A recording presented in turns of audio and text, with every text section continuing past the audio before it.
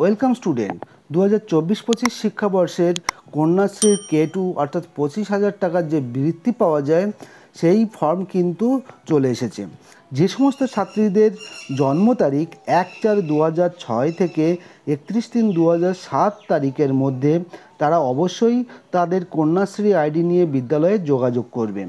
বিদ্যালয়ে যোগাযোগ করলেই তোমাদেরকে এই যে ফর্ম দেখতে পাচ্ছ, এমন একটি ফর্ম কিন্তু তোমাদেরকে দেওয়া হবে। সেই ফর্মটি তোমরা বাড়িতে এনে ভালোভাবে পূরণ করে এর সঙ্গে কিছু কাগজপত্র দিয়ে বিদ্যালয়ে আবার জমা করতে হবে। এই বিদ্যালয়ে জমা করার কয়েক মাসের মধ্যেই তোমাদের এই যে ব্যাংক অ্যাকাউন্ট দেওয়া রয়েছে সেই ব্যাংক অ্যাকাউন্টে 25,000 টাকা কিন্তু ক্রেডিট হয়ে যাবে। যেহেতু এই ফর্মটিতে 25,000 টাকা বৃত্তি পাওয়া যায়, সেক্ষেত্রে তোমাদের এই ফর্মটি কিন্তু খুব ধৈর্য ধরে এবং ভালোভাবে সঠিকভাবে পূরণ করতে হবে। কিভাবে পূরণ করতে হবে একবার তোমরা দেখে নাও, তাহলে তোমরা আর সমস্যায় পড়বে না। কারণ একবার যদি ফর্মটি পূরণ করতে ভুল হয়ে যায় তাহলে কিন্তু তোমাদের এই 25,000 টাকা কিন্তু আটকে যেতে পারে। সেক্ষেত্রে তোমাদেরকে অনেক ছোটাছুটি করতে হবে। কি করতে হবে একবার দেখে নাও। এখানে এই যে পার্টটি রয়েছে এই পার্টটিতে তোমাদের কিছুই করতে হবে না। তোমরা ফর্মটি নেওয়ার সময় দেখে নেবে যে তোমাদের কন্যাশ্রীর আইডিটি ঠিক আছে কিনা এবং তোমাদের নাম এটি ঠিক আছে কিনা। তাহলে এখানে কিন্তু তোমাদের কন্যাশ্রী আইডি, তোমাদের নাম, জন্ম তারিখ এবং স্কুলের নাম এগুলি দেওয়া আছে। তাহলে এই ফর্মটি তোমার কিনা একবার ভালো করে দেখে নেবে। ডান দিকে তোমরা দেখতে পাবে তোমাদের একটি ফটো দেওয়া রয়েছে, সেটি রঙিন বা সাদা কালো যাই হতে পারে। এবার নিচের দিকে আসলে তোমাদেরকে এই যে তথ্যগুলো রয়েছে সেই তথ্যগুলো একবার চেক করতে হবে বা সেগুলোকে পূরণ করে দিতে হবে। কি প্রথমেই রিলিজিয়ান অর্থাৎ তোমরা কোন ধর্মের, এখানে অনেকগুলো ধর্মের নাম কিন্তু লেখা রয়েছে। তোমরা যে ধর্মের সেই ধর্মের আগে যে বক্সটি রয়েছে সেই ধর্মের আগে বক্সটিতে টিক চিহ্ন মেরে দিতে হবে। যদি হিন্দু হও তাহলে হিন্দুর আগে এই বক্সটিতে টিক মারতে হবে। যদি মুসলিম হও বা ইসলাম হও তাহলে এইটার আগে টিক মারতে হবে, বা অন্য যে ধর্মের নামগুলো লেখা রয়েছে সেটি হলে সেই ধর্মের আগে বক্সটিতে টিক মারতে হবে। এই ফর্মটি পূরণ করার সময় তোমরা কিন্তু অবশ্যই কালো কালি দিয়ে ফর্মটি পূরণ করবে, কারণ এই ফর্মটি কিন্তু স্ক্যান করে আপলোড করতে হয়। যেহেতু স্ক্যান করতে হয়, কালো কালির লেখা থাকলে স্ক্যানটি স্পষ্টভাবে বোঝা যায়, ফলে তোমাদের কোনো সমস্যা না হওয়ার সম্ভাবনা বেশি থাকে। এরপরে ক্যাটাগরি অর্থাৎ তোমাদের কাস্ট কি, জেনারেল, এসসি, এসটি না ওবিসি বা আদার, তোমাদের যে এক্ষেত্রে যেটি হবে সেটি তোমরা এখান থেকে টিক মেরে নেবে।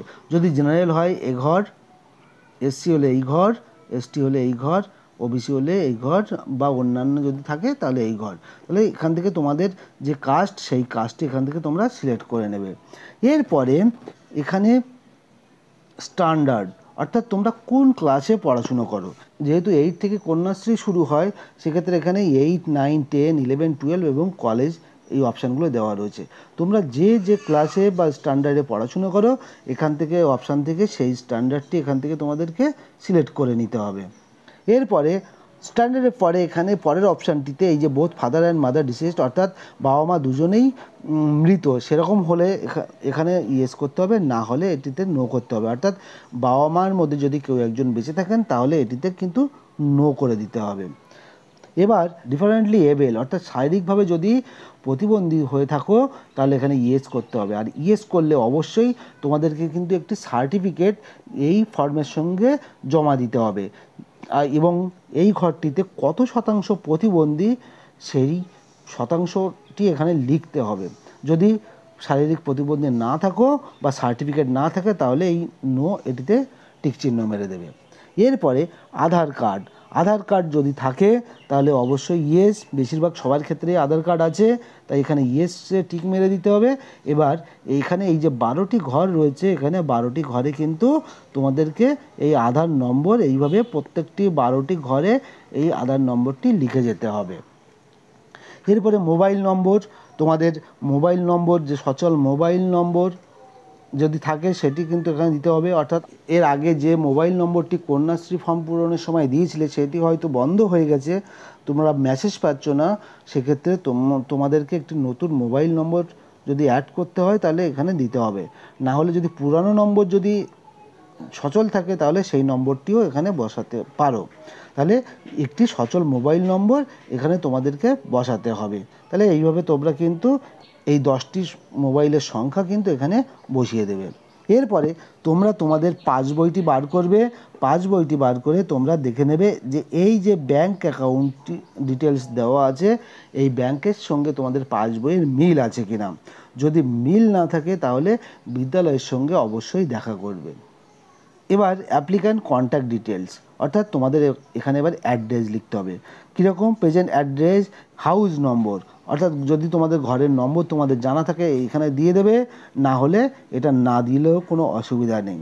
এরপরে রোড বা স্ট্রিট, এখানে রাস্তার নাম, তাহলে রাস্তার নাম যদি তোমাদের থাকে তাহলে দিয়ে দেবে, না হলে এখানে তোমাদের গ্রামের নামটি এখানে বসিয়ে দেবে। এটি লেখার সময় সবগুলোই তোমরা বড় হাতের অক্ষরে লিখবে এবং কালো কালির বল পেন দিয়ে লেখার চেষ্টা করবে। যখন লিখবে প্রত্যেকটি ঘরে একটি একটি করে অক্ষর লিখবে, বা দুটি শব্দ থাকে তার মাঝে কিন্তু অবশ্যই একটি গ্যাপ দেবে। একই রকমভাবে এখানে পোস্ট অফিস, এই ঘরটিতে তোমাদের পোস্ট অফিসের নাম একই রকমভাবে লিখে যাবে।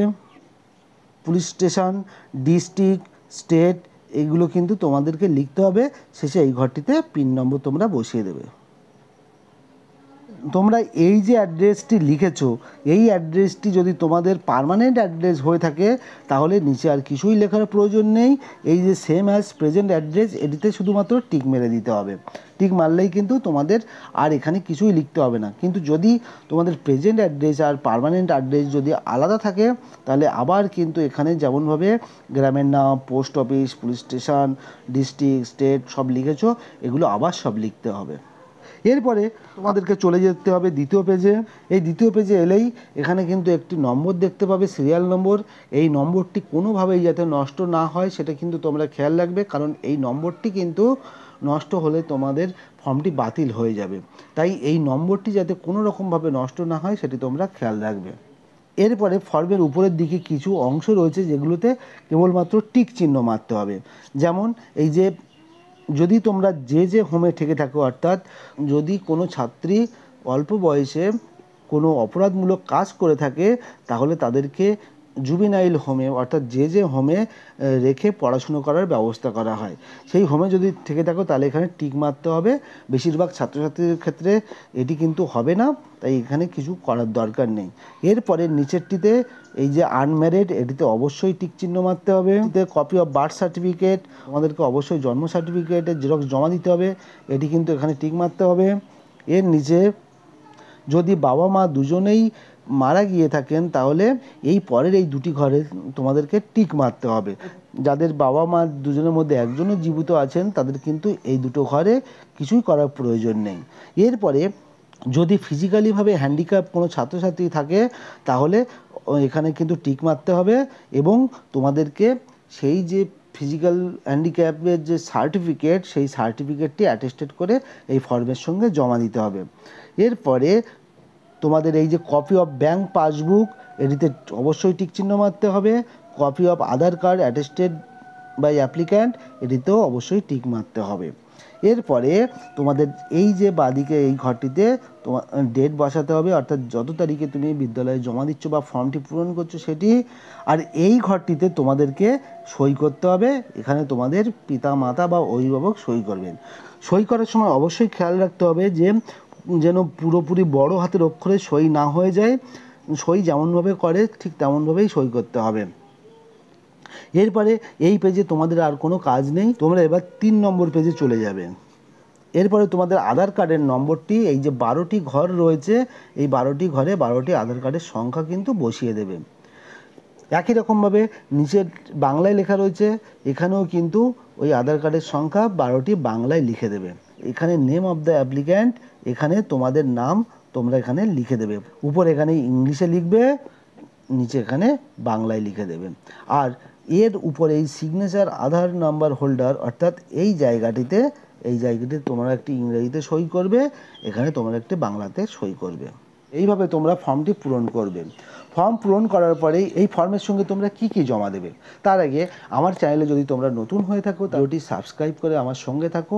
ভিডিওটি যদি তোমাদের তথ্যপূর্ণ বলে মনে হয় তাহলে বন্ধুদেরকেও শেয়ার করে দেবে। কি কি জমা করতে হবে এই ফর্মের সঙ্গে?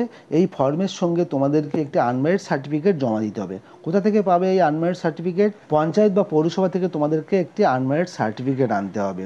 এছাড়া তোমাদের আধার কার্ডের জেরক্স, তোমাদের ব্যাংকের পাসবইয়ের জেরক্স, তোমাদের জন্ম সার্টিফিকেটের জেরক্স, এগুলো সবই কিন্তু দিতে হবে। যদি কেউ শারীরিকভাবে প্রতিবন্ধী থাকে তাহলে সেই প্রতিবন্ধী সার্টিফিকেটের জেরক্সও দিতে হবে। এই সমস্ত কাগজগুলো কিন্তু সেলফ অ্যাটেস্টেড, অর্থাৎ ওই জেরক্সের উপরে তোমাদেরকে নিজেদের সই করে এই ফর্মের সঙ্গে পিন আপ করতে হবে এবং সঙ্গে একটি রিসেন্ট তোলা একটি ফটো তোমাদেরকে এর সঙ্গে দিয়ে দিতে হবে। আমার এই ভিডিওটি যদি তোমাদের ভালো লেগে থাকে তাহলে অবশ্যই চ্যানেলটিকে সাবস্ক্রাইব করে আমার সঙ্গে থাকবে। অবশ্যই একটি লাইক করে দেবে। চ্যানেলে নতুন হলে চ্যানেলটি সাবস্ক্রাইব করে আমার সঙ্গে থাকো। সকলেই ভালো থাকবে।